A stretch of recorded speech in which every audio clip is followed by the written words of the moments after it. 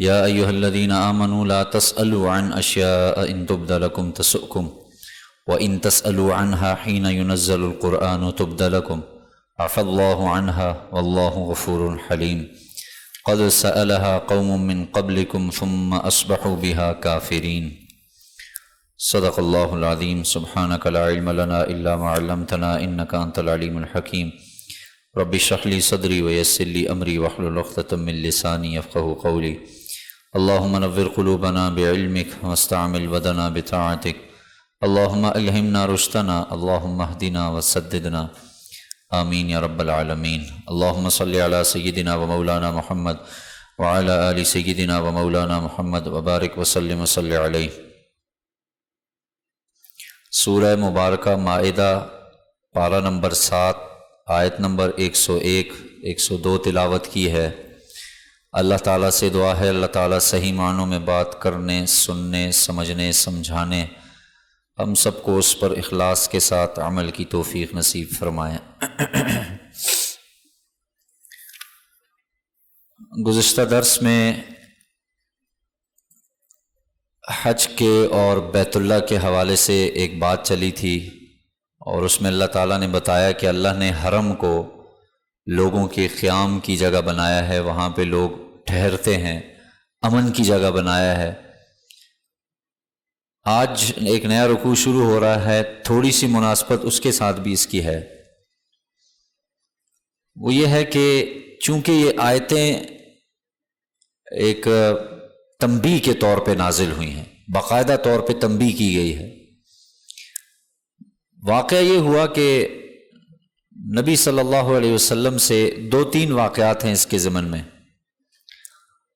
ایک واقعہ تو یہ تھا کہ آپ صلی اللہ علیہ وسلم نے جب حج کی فرضیت نازل ہو چکی تھی تو ایک صحابی تھے، انہوں نے کھڑے ہو کے سوال کیا کہ اے اللہ کے رسول، کیا حج ہر سال فرض ہے؟ آپ علیہ السلام تھوڑی دیر خاموش رہے، پھر دوبارہ سے انہوں نے سوال کیا اے اللہ کے رسول، کیا حج ہر سال فرض ہوگا؟ آپ علیہ السلام پھر خاموش رہے۔ تیسری دفعہ انہوں نے دوبارہ سوال کیا کہ اے اللہ کے رسول، کیا حج ہر سال فرض ہے؟ آپ صلی اللہ علیہ وسلم نے فرمایا نہیں، اگر میں اس کے جواب میں ہاں کہہ دیتا کہ ہاں ہر سال فرض ہے تو پھر یہ حج کیا ہو جاتا؟ ہر سال فرض ہو جاتا۔ لہٰذا آپ صلی اللہ علیہ وسلم نے ایک تنبیہ فرما دی کہ جب تک جن چیزوں کے متعلق میں تمہیں خود حکم نہ دے دوں اس وقت تک ان میں کوئی ہیچ پیچ، کوئی سوال جواب مت کرو۔ کثرت سوال یہ انسان کو بعض دفعہ ہلاک کر دیتی ہے، کثرت سوال، اور ایسے سوال جو تمہاری طاقت قدرت میں نہیں ہے۔ ظاہر ہے حج ہر سال کرنا ہر ایک کے بس میں نہیں ہے، لہٰذا اس قسم کے سوال سے ممانعت ہے۔ اسی طریقے سے ایک اور واقعہ بھی آتا ہے، حضرت عمر رضی اللہ تعالیٰ عنہ غالباً وہ فرماتے ہیں کہ ایک دفعہ نبی علیہ الصلوۃ والسلام مسجد میں داخل ہوئے اور آپ شدید غصے میں تھے، اور آپ کے چہرے سے آثار نظر آ رہے تھے کہ آپ علیہ السلام کو غصہ آیا ہے۔ آپ علیہ السلام آئے، تشریف لائے اور ممبر پر تشریف فرما ہوئے، یہ کھڑے ہوئے، ایک دم سے ایک شخص کھڑا ہوا اور اس نے کہا جی کہ حضرت مجھے بتائیں کہ میری اونٹنی گم ہو گئی ہے، وہ کہاں ہے؟ آپ علیہ السلام کو مزید اس پر اور طبیعت بوجھل ہوئی کہ یہ مجھ سے کیا سوال کر رہا ہے۔ ایک شخص کھڑا ہوا، اس نے سوال کیا اے اللہ کے رسول مجھے بتائیں میرا ٹھکانہ کہاں ہوگا؟ اب نبی علیہ الصلوۃ والسلام، ظاہر ہے آپ علیہ السلام نے جواب میں کہا کہ تمہارا ٹھکانہ جہنم ہے۔ ایک اور کھڑا ہوا، اس نے کہا حضرت میرے والد کا کیا نام ہے؟ آپ علیہ السلام نے فرمایا آپ تمہارے والد کا نام خزافہ ہے، وہ ان کے حقیقت میں والد کا نام تھا۔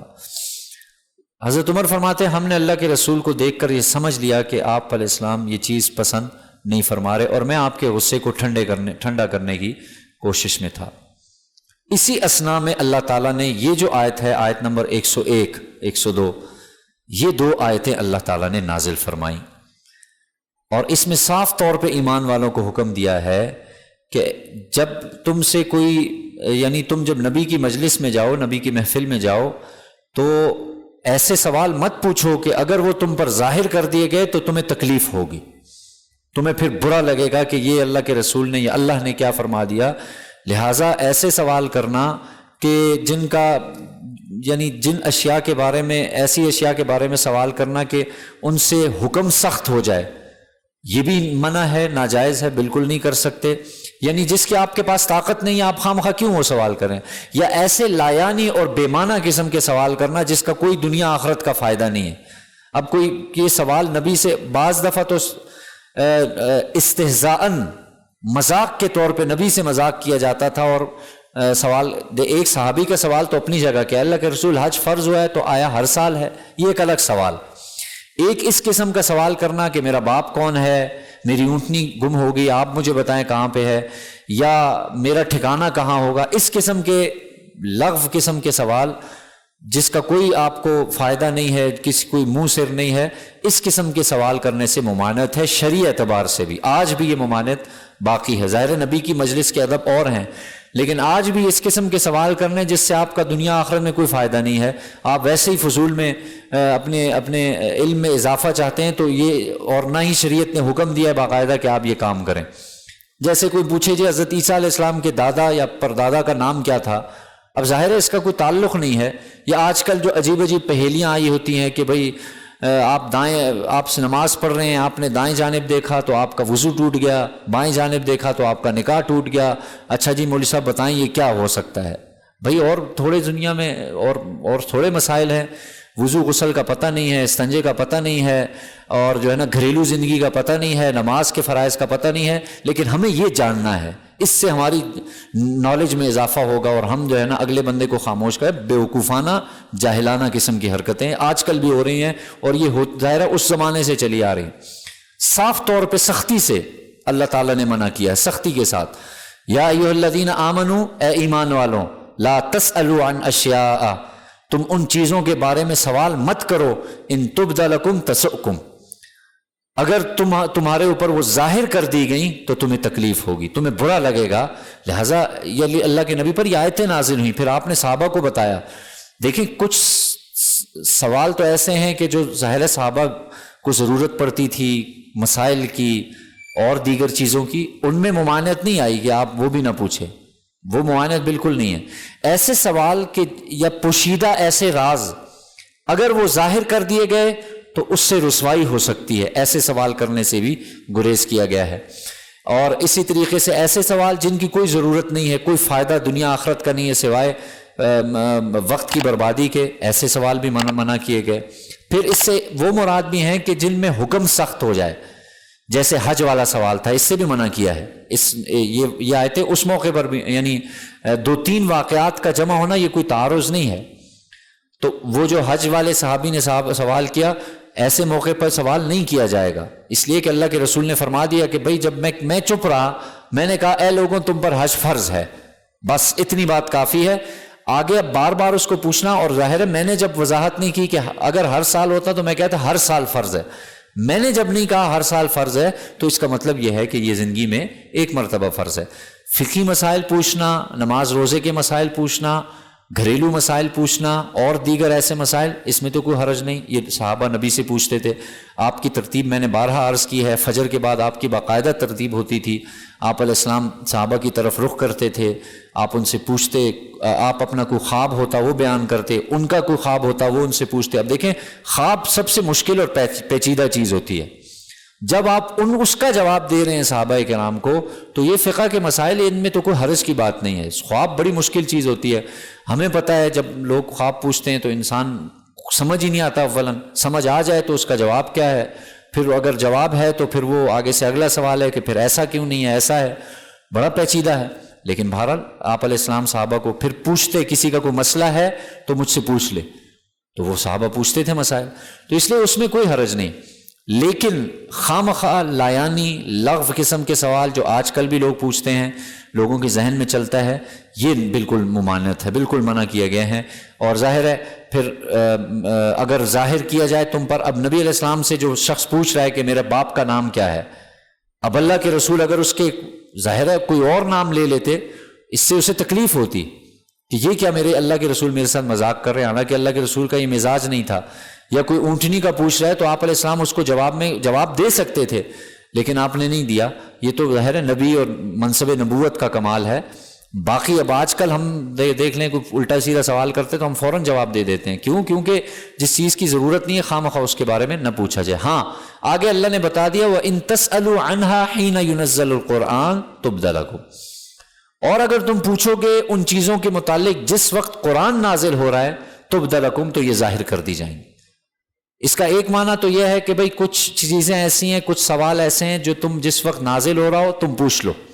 آج کل نبی موجود ہے، ضرورت کے سوال ہیں، پوچھ لو. نہ ہوا قرآن نازل ہو جائے گا کہ بھئی اس کا جواب یہ ہے.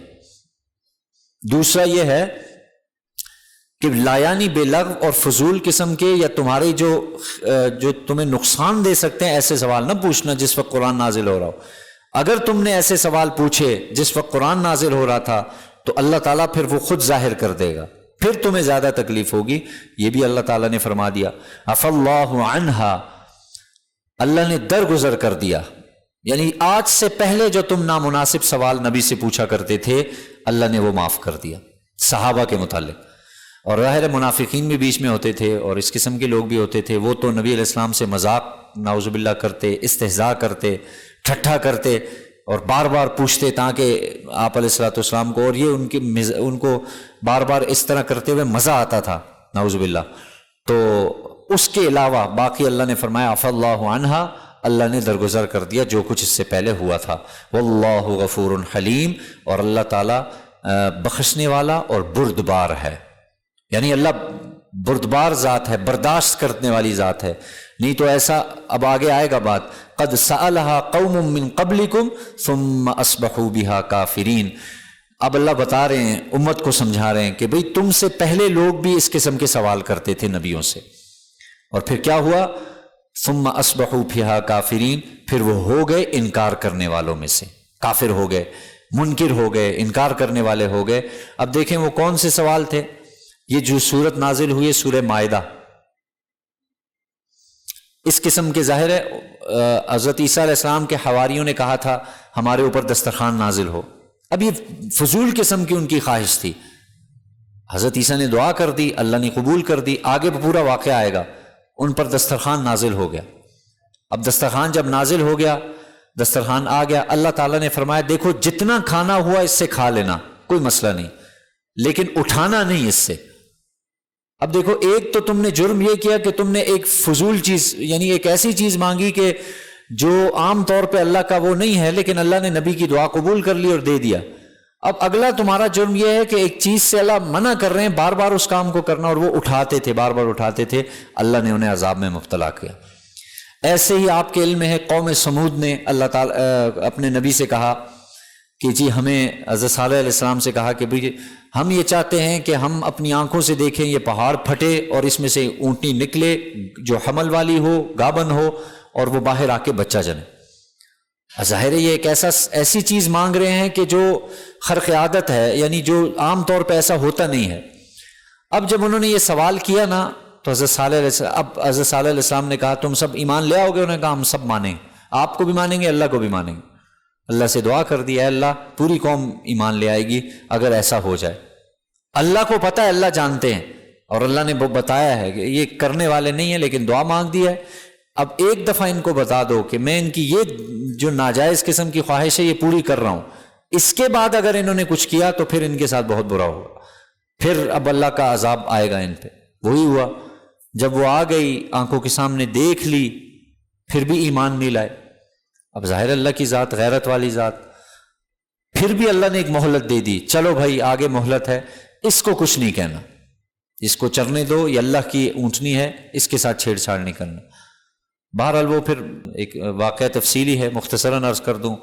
وہ پھر ظاہر ہے وہ اللہ کی اونٹنی تھی جس کو کہا جاتا تھا، اور اس کی خوراک بھی زیادہ تھی، پانی بھی زیادہ تھی. ان کو تکلیف ہوتی تھی، ان کے اونٹوں کے لیے، اونٹنیوں کے لیے پانی یا خوراک اس طرح نہیں بچتی تھی. ان میں سے ایک بدبخت اٹھا اور اس نے اس کے پاؤں کاٹ ڈالے اور اس طریقے سے اس کو مار دیا. اب اللہ تعالیٰ کا ان پر کیا نازل ہوا؟ عذاب نازل ہوا.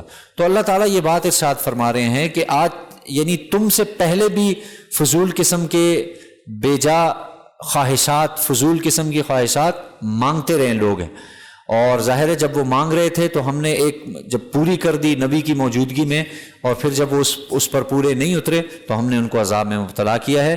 اس لیے اللہ بردبار ہے، اللہ برداشت کرتا ہے، اللہ دیکھ رہا ہوتا ہے، اللہ کو پتہ ہوتا ہے، لیکن اللہ مہلت دیتا ہے، عام الفاظ میں سمجھ لیجئے۔ پھر پکڑیں گے اللہ تو ایک ہی دفعہ پکڑیں گے۔ یہ ان دو آیتوں کا یعنی یوں سمجھ لیجئے خلاصہ بھی ہے اور شان نزول بھی ہے۔ تو دیکھیں بار بیجا سوال، اور اللہ کے رسول صلی اللہ علیہ وسلم کی ایک صاف حدیث ہے، آپ علیہ السلام نے فرمایا من حسن اسلام المرء ترکہ ما لا یعنیہ، آدمی کے اسلام کا حسن، ایک آدمی ایمان والا ہے نا، اسلام والا، اس کے اسلام کا حسن کس سے پتہ چلے گا؟ ایک خوبی، بہت اہم خوبی کیا ہے؟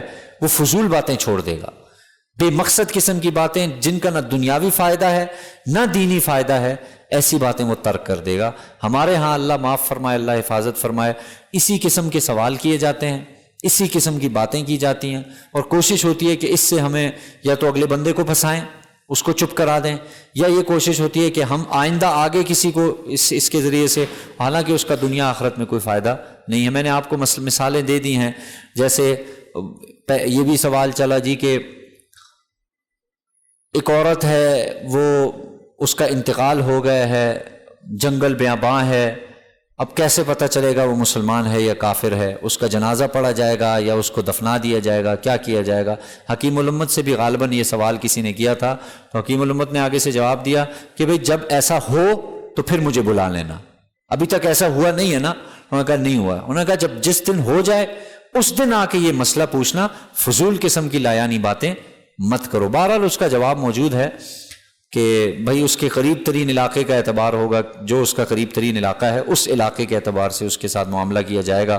اگر اسے کوئی نہیں جانتا ہے تو پھر اچھی بات، لیکن میں عرض کرنے کا مقصد یہ ہے جب ایسے مسائل ہو جائیں یا آپ کو آخرت میں کوئی فائدہ ہے نہیں، حضرت عیسیٰ علیہ السلام کے پردادا کا کیا نام تھا، اس سے سوال اللہ آپ سے بہرحال نہیں کریں گے۔ اللہ نے جو سوال کرنا ہے وہ آپ کی نماز، آپ کے روزے، آپ کے حقوق اللہ، آپ کے حقوق العباد، بندوں کے حقوق، بیوی کے حقوق، ماں باپ کے حقوق، ان کا نہیں پوچھیں گے تو اس قسم کے سوال۔ تو اس لیے ان چیزوں سے اللہ تعالیٰ نے منع فرمایا ہے۔ اگلا جو آیات ہیں ان آیات میں جو مشرکین تھے ان کے ہاں ایک بڑی باطل قسم کی رسومات تھیں، بڑی غلط قسم کی، ظاہر ہے بہت بڑا ایک جرم اور بہت بڑی ایک نافرمانی اللہ کی وہ کیا تھی کہ وہ اللہ کے ساتھ شریک ٹھہراتے تھے، اور ایک تو بت ٹھہراتے تھے نا، اس کے علاوہ جانوروں کو بھی اللہ کے ساتھ شریک ٹھہراتے، نعوذ باللہ من ذالک۔ اس کا انشاءاللہ ذکر آئے گا، وہ پھر آئندہ ہفتے ذکر کریں گے۔ اللہ تعالیٰ سے دعا ہے اللہ تعالیٰ سمجھنے کی، عمل کی توفیق نصیب فرمائے۔